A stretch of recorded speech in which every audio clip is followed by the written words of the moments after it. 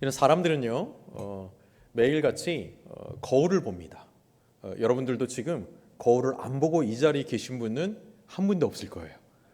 다 거울을 보고 왔는데 최소한 한 번 이상, 어떤 분은 와서도 또 보고 했을 거예요. 그 거울을 보는 이유는 우리 겉사람의 얼굴이 어떠한지를 확인하기 위해서 보는 겁니다. 그런데 우리는 이 겉사람만 있나요? 아니거든요. 우리 이 안에 속사람이 있습니다. 내면이 있어요. 근데 내면의 얼굴을 보기 위해서 우리는 얼마나 자주 그 자리에 가는가? 내 내면의 얼굴을 여러분은 마지막으로 언제 봤습니까? 여러분 심령 깊은 곳에 여러분의 내면의 얼굴이 어떤 표정을 짓고 있는지 여러분 보신 적 있으세요? 가장 최근에는 어떻습니까? 한번 생각해 보시고 묵상해 보시겠어요? 우리 말씀으로 나아가기 전에 지금 나의 내면이 어떠한 표정인가? 깊은 곳에 있는 나의 내면이. 여러분 어떤 사람은 자신의 속사람이 너무 깊이 있어서 뭐 한순간도 사느라 바빠서 이것에 관심 갖지 않은 분도 계실 텐데, 이 내면의 속사람의 얼굴을 표정을 잘 보는 것이 왜 중요하냐면 그것이 저와 여러분의 나의 영적인 상태를 나타내 주기 때문에 그렇습니다. 이 얼굴, 우리 지금 있는 거울로 보는 그 얼굴이 나의 본질, 영혼의 상태를 나타내 주는 게 아니라 이 내면의 얼굴이 진짜 내가 누구인지, 하나님 앞에 어떤 상태인지를 나타내 주기 때문에 그렇습니다. 아마 돌아보면 어떤 사람은 너무 바빠가지고 그것을 보살피지 못했던 사람이 있을 거예요. 또 어떤 사람은 삶이 너무 힘들어서 나조차도 그 찡그린 얼굴을 보기가 좀 싫어서 거부하고 좀 이렇게 밀어내면서 살아왔던 사람도 있을 것입니다. 그런데 여러분, 삶이 너무 힘들고 또 어떤 사람은 너무 바쁘고 어떤 사람은 괴로울지라도 오늘 이 시간에 하나님을 찾아온, 우리 주님을 찾아온 저와 여러분의 내면의 영혼의 얼굴이 바로 이런 표정이면 좋겠습니다. 네, 어떤 표정이요? 잘 안 맞네요, 사인이. 이런 표정이면 좋겠습니다. 저와 여러분이 아무리 나이가 들었어도 우리 주님 앞에는 사랑받는 주님의 귀한 자녀인 줄로 믿습니다. 저와 여러분의 영혼과 내면의 표정이 아무 걱정 없고 아무 근심 없고 세상 살 염려에 짓눌려 있는 것이 아니라 예수님만 바라보면서 저렇게 입 벌리고 환하게 웃을 수 있는 심령, 여러분 이 미소를 되찾게 되는 날이 되기를 주의 이름으로 축복합니다. 이거 교회입니다. 이 미소를 되찾는 곳이 교회입니다. 교회에서 이 미소를 되찾고 더 나아가 이 미소를 다른 사람들에게 전파해 주는 곳이 교회예요. 여러분, 이 교회를 누가 세우셨습니까? 예수 그리스도가 세우셨습니다. 이 예수 그리스도께서 우리에게 원하시는 게 뭐냐면 바로 저 미소를 되찾고 저 미소를 많은 사람들에게 전파하는 축복의 통로가 되라고 이 땅에 교회를 세워 주신 것입니다. 여러분, 이 십자가의 사랑 내가 먼저 받아 누리고 이 미소를 전파하는 축복의 통로 되어 주시길 주의 이름으로 축복합니다. 여러분, 교회란 무엇이냐면 바로 이 일을 하는 건데, 교회는 엄밀히 말하면 건물이 아닙니다. 교회는 우리가 지은 이 건물이 아니에요. 교회는 구원받은 사람, 예수 그리스도를 믿는 사람들의 모임이 교회입니다. 그 사람이 교회인 것이지, 구원받은 한 사람 한 사람이 모임을 교회라고 하는 것이지 건물을 교회라고 하는 게 아니에요. 건물은 예배당입니다. 그래서 이 교회의 본질을 예수님께서 뭐라고 말씀하셨냐면 마태복음 16장 18절에 예수님께서 분명히 선언하셨는데 우리가 힘주어 읽도록 하겠습니다. 또 내가 내게 이르노니 너는 베드로라. 내가 이 반석 위에 내 교회를 세우리니 음부의 권세가 이기지 못하리라. 아멘. 아멘. 예수님께서 뭐라고 말씀하셨어요? 교회를 어디다 세웁니까? 반석 위에. 베드로. 여러분, 그러면 교회가 베드로 위에 세워진 것입니까? 아닙니다. 이 말씀 앞전에 베드로가 했던 위대한 믿음의 고백이 있거든요. 그게 마태복음 16장 16절이에요. 저와 여러분이 함께 고백하는 신앙의 고백의 내용입니다. 힘주어 선포하겠습니다. 시몬 베드로가 대답하여 이르되 주는 그리스도시요 살아계신 하나님의 아들이시니이다. 아멘이세요? 아멘이죠. 우리가 이 가리본 가족, 영적인 가족이 되기 위해서 가장 먼저 일과에 다루었던 게 뭐냐면 유일한 구원자 누구요? 예수 그리스도였어요. 이 예수 그리스도를 구주로 믿고 하나님의 아들 그리스도를 믿는 사람들, 구원받은 사람들이 모인 곳이, 이 믿음 위에 세워진 것이 교회라는 것입니다. 그 어떤 음보의 건설도 흔들 수 없는 것이죠. 이 믿음은요. 그러므로 우리 가리봉 교회는 이 가리봉 지역에 있는 이 가리봉 교회라는 이름으로 모인 구원받은 사람들의 모임이라는 것입니다. 건물이 아니에요. 가리봉 지역에 있는 이 건물이 가리봉 교회가 아니고 예수님을 믿는 사람이 이곳에 모였어요. 모인 우리가 교회입니다. 우리가 교회예요. 자, 그러므로 만약에 이 건물이 없어도 믿는 우리들이 끝까지 존재하고 신앙을 지키고 있습니다. 그러면 가리봉 교회는 존재하는 겁니다. 그런데 만약 이 예배당이 이렇게 넓고 큽니다. 그런데 예수 그리스도를 믿는 사람들이 더 이상 모이지 않아요. 그러면 건물은 있어도 교회는 없어지는 겁니다. 여러분, 그러므로 우리의 이 믿음의 세대가, 그리고 예수 그리스도를 구주로 고백하는 믿음의 세대가 계속해서 세 대대를 거듭해서 이어져야 할 줄로 믿습니다. 건물을 화려하게 짓는 게 아니에요. 건물을 넓게 짓는 게 아니에요. 교회는 사람입니다. 사람. 여러분, 초대교회에는 건물이 없었죠. 근데 분명히 교회는 존재했습니다. 초대교회였어요. 사람들은 많이 모이기 시작했어요. 구원받는 자들, 예수 그리스도를 구주로 믿는 사람들이 점점 모이기 시작했습니다. 베드로의 설교에 통해서 회개하는 사람이 하루에 3,000명씩 돌아올 정도였어요. 그런데 그 당시에 예배당은 없었습니다. 그래서 가정에서 모였고요. 구약에서 모이던 회당에서 모였고요. 그리고 길거리에서 모였어요. 그럼에도 불구하고 건물이 없는데 교회는 존재했습니다. 무엇을 말해주나요? 교회는 장소나 건물이 아니라 교회는 구원받은 사람들이라는 거예요. 한 사람 한 사람이 교회입니다. 여러분, 이 성경의 진리를 굳게 받아들이시길 주의 이름으로 축원합니다. 그럼 우리가 어떻게 되냐면, 교회가 누구입니까? 라고 말하면, 교회가 뭡니까? 라고 말하면 우리는 이렇게 대답할 수 있어요. 내가 교회입니다 라고 말할 수 있는 거예요. 한번 선포해 볼까요?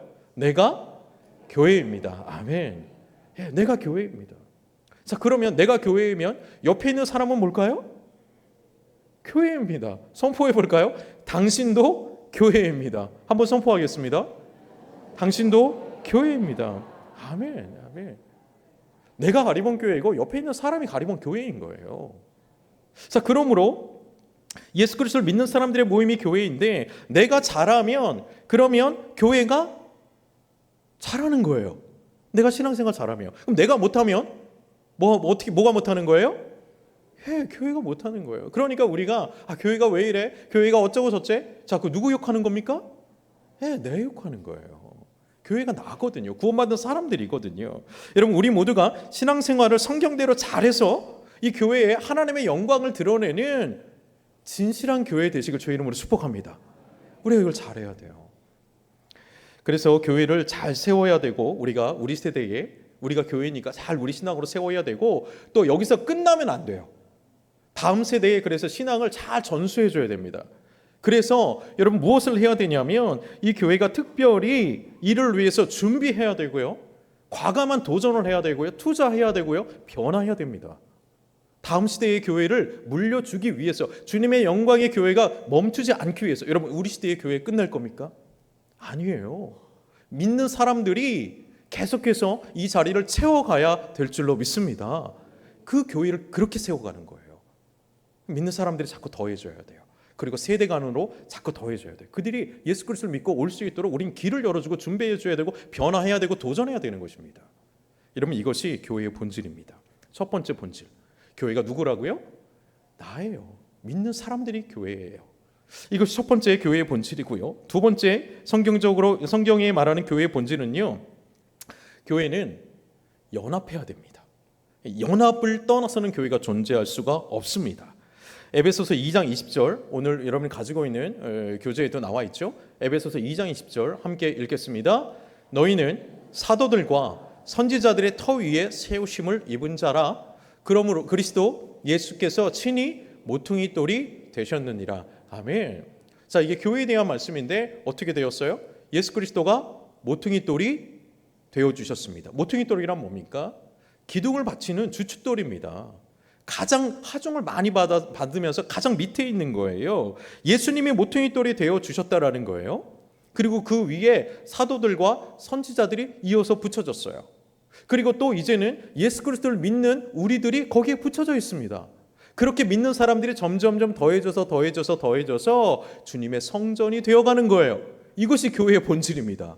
교회는 믿는 사람들이 예수님께 붙어 있는 모임 자체가 이미 교회라는 거예요. 이것을 그 뒤에 있는 21절, 22절 말씀이 정확하게 조금 더 잘 표현하고 있는데요. 이 말씀 힘줘 같이 읽겠습니다. 그의 안에서 건물마다 서로 연결하여 주 안에서 성전이 되어가고 너희도 성령 안에서 하나님이 거하실 처소가 되기 위하여 예수 안에서 함께 지어져 가느니라. 아멘. 예수님이 모퉁이 돌이 되시고 사도들, 선지자들, 그리고 많은 믿음의 선배들, 그리고 이제는 내가 옆에 붙어서서 하나의 벽돌이 되어서 지어져 가는 거예요. 이게 신약시대의 교회이고 성전입니다. 그러므로 여기서 교회의 특징이 하나 생기게 되죠. 절대 혼자일 수가 없는 거예요. 모퉁이 돌인 예수 그리스도 그리고 나 최소한 둘 이상입니다. 그런데 그뿐인가요? 나만 있나요? 아니죠. 다른 살아있는 예수 그리스도로 부활한 그 신앙을 고백하는 살아있는 돌들이 점점 붙어서 지어져 가고 있는 것입니다. 이것이 교회입니다. 그러므로 교회는 절대 혼자일 수가 없죠. 혼자일 수가 없습니다. 예수님께서 말씀하시기를 마태복음 18장 20절에 두세 사람이 내 이름으로 모인 곳에는 나도 그들 중에 있느니라. 절대 교회는 혼자일 수 없어요. 혼자일 수가 없습니다. 저와 여러분은 혼자가 아닌 줄로 믿으시기 바랍니다. 바라보세요. 혼자가 아닙니다. 여러분 이 말씀이 위로가 되고 힘이 되시길 주의 이름으로 축원합니다. 혼자가 아니에요. 이것이 위로가 되고 힘이 되어야 되는데 때때로 어떤 사람들은 이것이 힘들기도 해요. 혼자가 아니야? 교회는 같이 연합해야 돼? 어떤 사람에게는 이게 힘이 들기도 해요. 예전에 한 청년이 저에게 심각한 얼굴을 하고 찾아온 적이 있어요. 정말 진지하게 찾아왔습니다. 장로님 딸이었어요. 장로 딸이었는데 이 친구가 청년 때 저를 찾아왔는데 와서 이렇게 심각한 고민 얘기를 하는 거예요. 목사님, 혼자 신앙생활하면 안 돼요? 이렇게 고백하더라고요. 나 혼자 신앙생활하면 안 돼요? 이 고백을 털어놓는 거예요. 그러니까 혼자 신앙생활하게 하는 게 너무 편하다라는 거예요. 함께 신앙생활하기 힘들다라는 거예요. 교회에서 여러 가지 일들을 겪은 거예요. 장로 딸이라고 너는 왜 그러니? 좀 더 잘해야 되지 않겠니? 뭐 이런 얘기, 사실 목회자 자녀들도 그런 얘기를 많이 듣습니다. 그런 직분자들 자녀로서 네가 더 잘해야 되지 않냐? 너 이렇게 하면 안 된다? 이러면 혼난다? 이런 얘기를 수없이 들어왔고, 그리고 또 성전의 안에서 여러 가지 사소한 일들로 이제 의견 충돌이 일어나니까 다툼이 일어나고 또 상처받는 일들이 좀 있었나 봐요. 근데 이 청년이 와가지고 목사님, 혼자 신앙생활 하면 안 돼요? 내가 모태신앙이니까 그 안에서 신앙교육을 받았고 하나님 계신 것도 알고 난 체험도 있고 예수님을 구주로 믿는데 같이 신앙생활하는 게 나는 힘들어요. 혼자 신앙생활하고 싶어요 라고 얘기하는 거예요. 저의 대답이 무엇이었을까요? 단호했습니다. 안 돼. 혼자 신앙생활 하는 거 안 돼. 불가능해. 왜 그렇습니까? 저와 여러분이요, 예수를 구주로 믿으면, 예수 그리스도를 나의 구주, 예수 그리스도를 내가 나의 구원자로 믿으면 어떤 일이 생기냐면 어떤 한 가지 변화가 일어나는데 그것은 하나님을 아버지로 부른다는 사실입니다. 여러분 세상에 있는 사람들 많이 보세요. 교회에 다니지 않는 사람이어도 교인이 아니어도 힘들고 어려운 일이 있을 때는 하나님을 찾아요. 그리고 어떤 절대자가 있을 거다, 신의 존재가 있을 거다라는 것을 어렴풋이 느끼고 힘든 일이 있을 때 하나님 도와주세요 이런 마음이 들고 그런 얘기를 하기도 한다고요. 그런데 그들과 우리가 다른 게 무엇이냐면 하나님을 그들은 절대로 아버지로 부르지 않는다라는 거예요. 근데 우리는 예수 그리스도를 통해서 구원자로서 예수 그리스도가 구원자입니다 라고 우리가 믿기 시작하면 그때부터 하나님을 어떻게 불러요? 하나님 아버지라고 부르기 시작해요. 새로운 관계가 성립된 거죠. 자, 그런데 하나님을 아버지로 부르는 순간 또 하나의 사건이 일어납니다. 또 한 가지 변화의 사건이 일어나는데 내가 하나님을 아버지로 부릅니다. 하나님 아버지라고 불렀는데 옆에 있는 사람이 또 똑같이 하나님께 부르는 거예요. 하나님 아버지. 당신도 하나님을 아버지로 불러? 또 옆에서 부르는 거예요. 하나님 아버지. 당신도 하나님을 아버지로 불러? 무엇을 알게 됩니까? 나보다 먼저 하나님을 아버지로 부르는 사람들이 있는 거예요. 자, 우리가 다 같이 하나님을 아버지로 불러요. 그럼 우리들은 뭡니까? 형제요, 자매, 영적인 가족이 되는 것입니다. 하나님을 아버지로 부르는 순간 이 형제와 자매의 이 관계의 끈을 끊어버릴 수 있나요? 없는 거죠. 내가 하나님을 아버지로 부르는 순간 이 영적인 가족에서 끊어질 수가 없는 겁니다. 예수 그리스도로 구원받고 하나님을 아버지로 부르는 한 우리는 뭡니까? 영적인 한 가족이라는 거예요. 자, 그러므로 우리가 다른 사람들 다 미워, 근데 혼자 다 내버려주고 나 혼자 하나님 믿고 나 혼자 예수님 믿고, 여러분 이 신앙생활이 가능한 겁니까? 불가능한 거예요. 예수 그리스도를 믿으면 우리는 영적인 가족 공동체 안에 무조건 속할 수밖에 없는 겁니다. 그랬더니 너무 힘들다라는 거예요. 이제 그 내용을 이제 얘기하는 거예요. 목사님 그거 알겠어요. 이해합니다. 근데 목사님 교회 생활이 너무 힘들어요. 내가 장로 따라서 사는 게 너무 힘들어요. 수많은 이야기 때문에 너무 괴롭습니다. 그리고 자꾸 상처받는 얘기들이 너무 많이 일어나요 라는 거예요. 그렇습니다, 여러분. 우리는요 교회 안에서도 상처를 받습니다. 그게 현실이에요. 교회 안에서 상처를 받습니다. 그런데요 여러분, 정확하게 말하면 상처를 주고받습니다. 일방적으로 받진 않아요. 제가 상담학을 배우고 많은 사람들을 목회적 상담을 하고 목회를 하면서 많은 사람들이 찾아와서 그 사람들과 그런 상담적 대화를 나누면서 알게 된 사건이 하나 있는데, 여러분 거기에는요 상처 받았다고 찾아오잖아요. 다른 교회에서 상처 받아서 교회 옮겼다고 찾아오는 사람들도 있어요. 그런 사람 얘기를 들어보면 처음에는요 그 사람만 상처 받은 것 같처럼 들려요. 그런데 오래 관계적으로 이야기를 하다 보면 이 사람도 누군가에게 상처를 줬겠구나라가 보이기 시작해요. 그런데 상처 준 얘기는 하나요? 하지 않습니다. 자기 상처 받은 것만 억울하다고 얘기를 해요. 분명한 것은 상처는 일방적으로 주지 않습니다. 우리 일방적인 핍박을 받는 시대가 아니거든요. 우리가 누군가가 나에게 상처를 줬어요. 내가 표정이든지 말로든지 아니면 심력으로든지 우리도 동시에 같이 공격을 했어요. 같이 상처를 주고받은 것입니다. 그런데 사람들은요 상처를 준 것은 말하지 않고 받은 상처만 크다고 느껴요. 이 다 사람들이 자기 중심적이니까 그렇겠죠. 상처를 한 사람만 주는 경우는 없습니다. 서로 주고받는 거예요. 마치 이런 거예요. 이게 교회를 나타내고 있는 아주 좋은 표현인데, 제가 교회를 설명할 때 이 표현을 꼭 들어요. 고슴도치 아시죠? 고슴도치 2마리가 여기 있습니다. 고슴도치가 멀리서 보면요 아주 멋져요. 막 가시들이 나 있고 뭐 날카롭게 멋진 고슴도치들이 있어서 야 우리 같이 비슷하게 생겼네, 우리 좀 친하게 지내자 하고 점점 이제 가까이 붙기 시작합니다. 가까이 붙고 어느 일정 기간 이상 이 고슴도치가 친해지기 시작합니다. 그럼 어떻게 돼요? 찔려버립니다.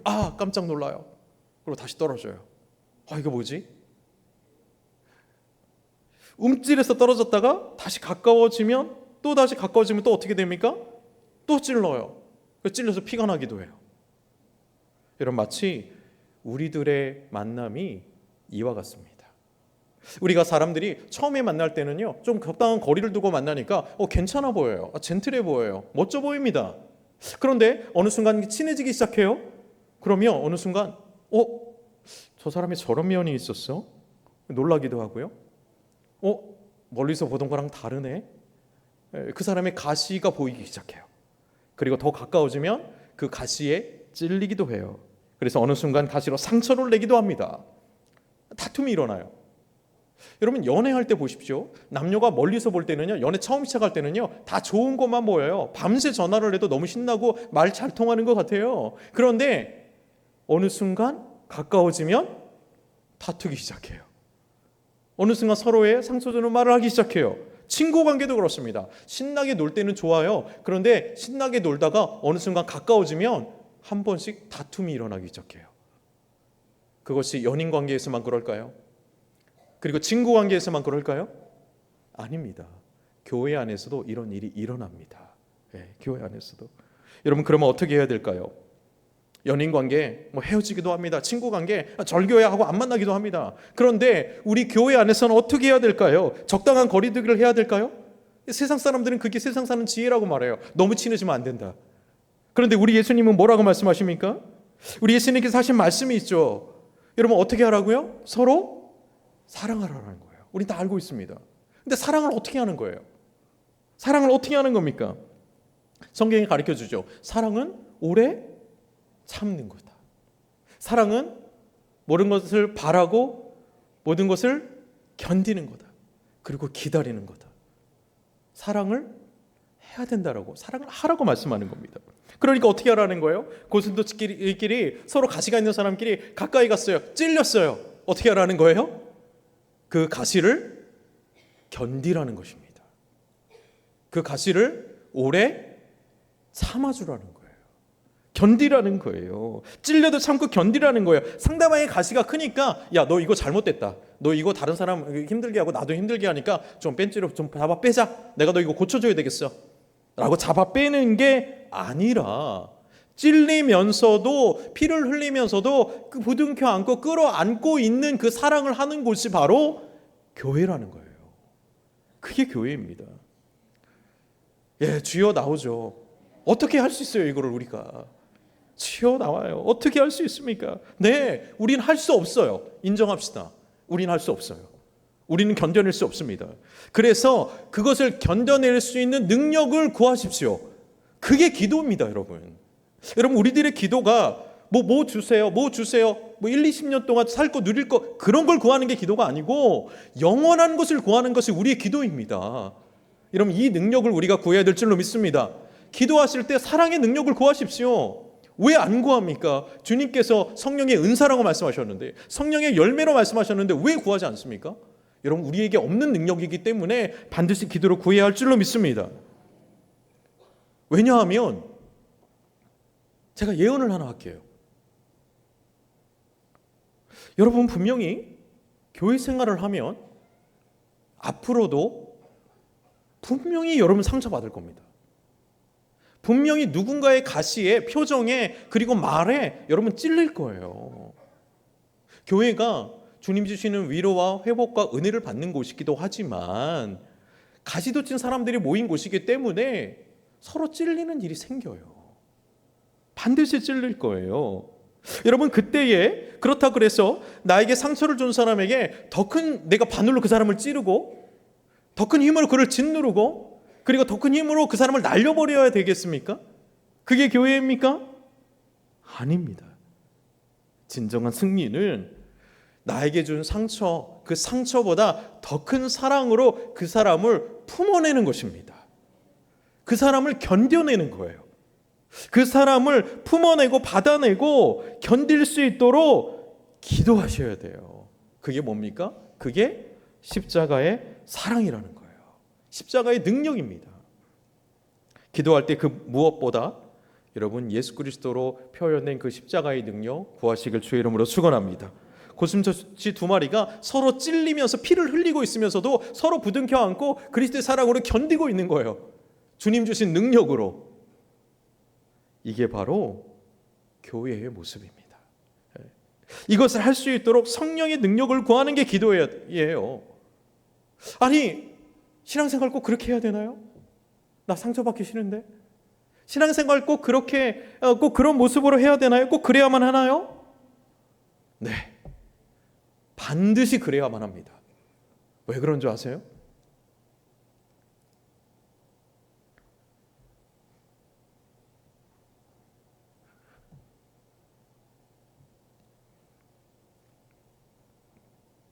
예수님께서 당신을 그렇게 끌어안았기 때문입니다. 우리 예수님께서 그 가시도 친 여러분들을 끌어안았기 때문에 십자가에서 피를 흘리는 거예요. 예수님께서 나의 자존심의 가시, 그걸 끌어안았기 때문에 머리에 면류관을 쓰신 겁니다. 예수님께서 나의 혈기의 가시를 끌어안았기 때문에 그 창에 허리를 찔리신 거예요. 우리는 그 사랑을 받은 자입니다. 예수님께서 십자가에서 그 모진 고통을 당하고 피를 흘리고 있는 이유가 그 고슴도치 같은 죄의 가시, 자존심의 가시, 혈기의 가시, 그 가시, 그것을 있는 그대로 받아내고 있기 때문이에요. 여러분, 우리가 예수 그리스도의 고슴도치 같은, 나의 고슴도치 같은 모습을 예수님이 끌어안았습니다. 여러분, 그것을 바라볼 수 있는 은혜, 여러분, 그 은혜가 우리 가운데 그 영적인 눈이 열리시길 주의 이름으로 축복합니다. 여러분, 예수님이요 나에게 와가지고 너 가시가 있구나, 너 때문에 내가 찔리고 다른 사람이 찔린다, 내 피난다, 상처난다, 야 가시 좀 다 뽑아버리자, 내가 그렇게 하고 내가 널 안아줄게, 이렇게 말씀하지 않았어요. 어떻게 해요? 있는 모습 그대로 끌어안았습니다. 그 사랑을 확증시켜 주었죠. 그렇게 하셨다라는 말씀을 로마서 5장 8절에 우리 가운데 선언하고 계세요. 하나님께 내가 너를 그렇게 사랑했다. 함께 읽어볼까요? 우리가 아직 죄인 되었을 때에 그리스도께서 우리를 위하여 죽으심으로 하나님께서 우리에 대한 자기의 사랑을 어떻게 했다고요? 확증했다라는 거예요. 말로만 한 게 아니에요. 감정으로만 한 게 아니에요. 끌어안음으로써 십자가의 그 흘리심으로 인해서, 피 흘림으로 인해서, 죽으심으로 인해서 우리를 받아내고 계신 거예요. 우리를 견디고 계신 겁니다. 지금도요. 우리의 가시가 다 제거됐습니까? 우리의 모든 혈기가 다 제거됐습니까? 아니잖아요. 지금도 주님이 우리를 받아내고 계신 거예요. 그 사랑을 품고 계신 거예요. 우리를 견뎌주고 계신 것입니다. 그 모든 털을 다 뽑고 안아주신 게 아니에요. 바로 이것입니다. 예수 그리스도께서 우리를 십자가의 사랑으로 안아주세요. 그리고 예수님이 말씀하시는 거죠. 내가 너를 그렇게 받아주었다. 내가 너를 그렇게 견뎠어. 내가 너를 품고 있어. 이제 너희끼리도 좀 그렇게 끌어안아줘 라고 사랑의 계명을 우리에게 주신 것입니다. 여러분, 교회는 이처럼 저와 여러분이 가시가 있고 아직 완전하지 않고 부족해도 예수님께, 그리고 서로가 서로에게 용납받는 곳인 줄로 믿습니다. 그래서 은혜의 공동체인 거예요. 그래서요, 사랑이 이것입니다. 오래 참고요, 바라고요, 견뎌주는 거예요. 이 십자가 사랑을 이뤄내는 거예요. 그래서 우리가 이 사랑을 이뤄낼 때 주님께서 우리와 함께 하신다고 말씀하시잖아요. 제가 신방을 하면서 교인 자녀들을 종종 만나기도 하고 자녀들에 대한 이야기를 듣게 됩니다. 그런데 가슴 아픈 일들이 몇 개가 있어요. 그중 자녀들의 세대가 거의 대부분 30대들이더라고요. 근데 이 30대들인 이 자녀들이 무슨 얘기를 하냐면, 제가 궁금해서 물어봐요. 왜 지금 교회에 안 나와요? 출석 안 해요? 그렇게 물어보면요, 옛날에 다 다녔대요. 어릴 때 다녔었다라는 거예요. 그럼 왜 지금 안 다닙니까? 물어보면 이런 대답을 종종 듣게 됩니다. 한 번만 듣는 게 아니에요. 어떤 대답을 듣는가? 교회에서 너무 혼나서 그때부터 안 가게 되었어요. 이게 현실입니다. 왜 교회 지금 안 나가는지 진지하게 물어보세요. 자녀 세대들한테. 어릴 때 너무 혼났대요. 기도할 때 눈 떠서 혼나고, 반바지 입어서 혼나고, 헌금 안 가져와서 혼나고, 모자 쓰고 있어서 혼나고, 너무나도 많은 거예요. 혼날 게. 떠들어서 혼나고. 여러분, 교회는 잘못한 것을 혼내는 곳이 아닙니다. 물론 우리는 고쳐주고 싶죠. 그 가시 뽑아주고 싶죠. 그런데 세상은 잘못한 것을 받아들여주지 않고 혼을 내고 그 사람을 굽어진 걸 펴려고 하는, 그렇게 하나. 여러분, 교회는 어떤 곳입니까? 그런 것이 아니에요. 있는 그대로 그를 받아들여주는 것을 경험시켜주는 곳입니다. 내가 있는 그대로 나를 받아주는 것이 있구나, 나를 용납해주는 것이 있구나, 예수님의 십자가 사랑이 그런 것이구나 라는 것을 경험하는 것이 교회예요. 세상은 그러지 않거든요. 세상은 징계하거든요. 세상은 지적하거든요. 정죄하거든요. 우리가 다 예수님 그렇게 만났잖아요. 우리가 모나 있을 때 예수님 만났거든요. 우리가 죄인이었을 때 예수님 만났거든요. 우리가 가시가 있을 때 예수님 만났거든요. 그분이 끌어안아 주셨잖아요. 이야기를 듣는데 가슴이 너무 아픈 거예요. 말해주고 싶은 거예요. 진짜 교회는 그런 거 아니야. 그리고 진짜 교회는 너가 있는 모습 그대로 그냥 받아들여주는 것이 교회야. 이것을 경험시켜주고 싶었어요. 우리 사랑하는 성도 여러분, 주변에 그런 사람들이 있다면, 그런 자녀 세대들이 있다면 다시 말씀으로, 진짜 교회는 받아들여주는 것이야. 너 있는 그대로 받아들여줄게. 많은 사람들이 얘기하죠. 나 술 마셔서 못 가요. 담배 피워서 못 가요. 있는 그대로 와야 돼요. 끊고 오는 게 아닙니다. 와서 은혜로서 그것들, 그 가시들이 하나씩 빠지는 것이지, 그걸 무슨 힘으로 내가 내려놓고 옵니까? 여러분, 있는 그대로 받아들여주는 사랑이 넘치는 그러한 교회, 저와 여러분이죠. 이 사랑의 능력을 품는 우리 모두가 되길 주의 이름으로 축원합니다. 여러분, 교회에 대한 본질, 이 사랑의 계명, 예수님 주신 말씀 두 구절이 있는데요. 함께 읽어보도록 하겠습니다. 먼저는 사도행전 20장 28절입니다. 함께 읽습니다. 여러분은 자기를 위하여 또는 온 양떼를 위하여 삼가라. 성령이 그들 가운데 여러분을 감독자로 삼고 하나님이 자기 피로 사신 교회를 보살피게 하셨느니라. 자, 무엇입니까? 나를 위해서, 나도 교회잖아요. 그리고 온 양떼를 위해서 뭐 하라고요? 삼가라고요. 자신을 깎아서 그 말씀 가운데, 사랑 가운데 복종시키라는 거예요. 왜요? 하나님이 자기 피로 사신 교회를 어떻게 하기 위해서? 보살피게 하기 위해서. 나를 죽이는 게 교회입니다. 정죄하고 지적하고 가르치는 것이 교회가 아니에요. 품어주는 곳입니다. 예수님의 말씀은 조금 더 분명하고 확실한데요. 요한복음 13장 35절 말씀을 함께 읽겠습니다. 너희가 서로 사랑하면 이로써 모든 사람이 너희가 내 제자인 줄 알리라. 아멘. 우리가 뭐 하면요? 사랑으로 서로를 품어주고 견뎌주면 세상 사람들이 아는 거죠. 야, 세상과 같지 않네. 저런 사람을 품어주네. 저런 사람을 서로 견뎌주네. 진짜 예수님 계신가 보다.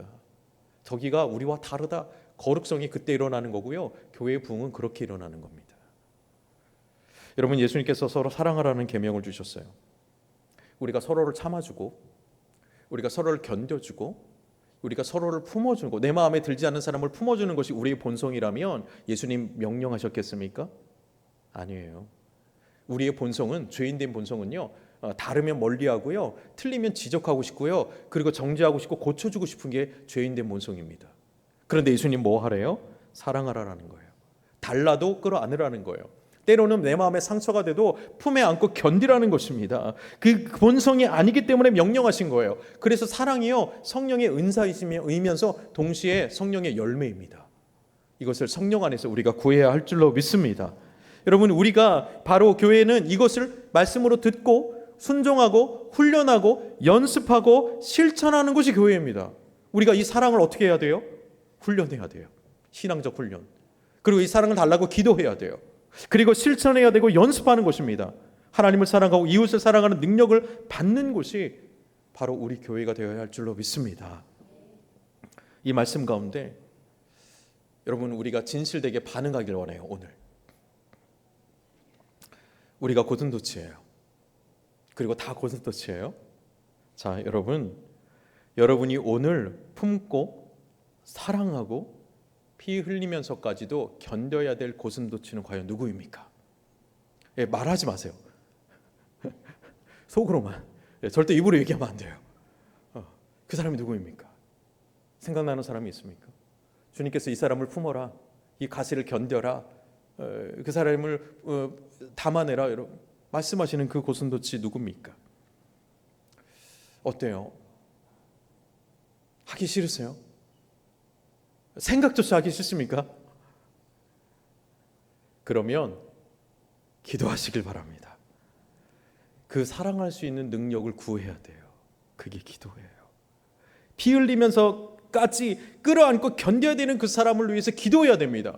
예수님이 십자가를 지시기 전에 겟세마네 동산에서 기도하셨던 게 바로 이것입니다. 이 잔을 내가 마실 수 있게 해달라고 하나님 앞에 간 거예요. 여러분, 예수님도 기도하셨어요. 그 사람을 품기 위해서. 오늘 우리도 기도하고 주의 능력을 받아야 할 줄로 믿습니다. 기도할 때 예수 그리스도의 십자가의 능력으로 이 일을 우리 가운데 가능하게 할 줄로 믿습니다. 그리고요, 우리 한 가지 더 깨달아야 돼요. 영적인 눈이 하나 더 띄어야 되는데 무엇이냐? 분명히 여러분 기억하십시오. 나만 그러면 내가 그 사람을 품어야 되느니까, 나만 그 고슴도치 같은 사람 품으면 내가 견뎌야 되는가? 아닙니다. 반드시 기억하세요. 지금도 수많은 사람들이 바로 당신을 견디고 있습니다. 나만 누굴 견디는 게 아니라 수많은 사람들이 지금 나의 가시를 끌어안고요, 견디고 있어요. 나는 지금까지 나만 그런 줄 알았죠? 아닙니다.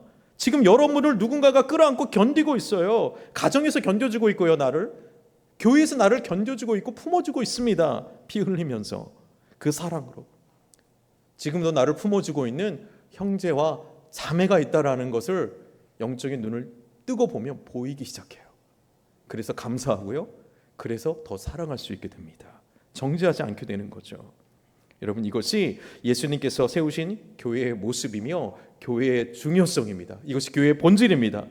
여러분, 우리가 이것을 삶으로 살아낼 때 하나님의 영광이 우리 교회 위에 넘치게 될 줄로 믿습니다. 교회는 서로 사랑하라 예수님의 명령을 실천하는 곳입니다. 근데 교회는 무엇이라고요? 건물이 아니라 교회는 바로 나라는 것입니다. 내가 이 사랑을 기도함으로 실천해낼 때 교회 위에 머무르는 하나님의 영광이 바로 나를 통해서 임하게 될 줄로 믿습니다. 그리고 이 교회의 영광이 나뿐만이 아니라 우리 다음 세대까지 흘러가도록 우리는 그 세대까지도 이 힘들지만 정말 MZ세대가 이해되지 않지만 이 사랑으로 품어낼 수 있는 능력을 겸비할 때 이 복음의 능력이 우리 믿음의 후대에까지도 흘러가게 될 줄로 믿습니다.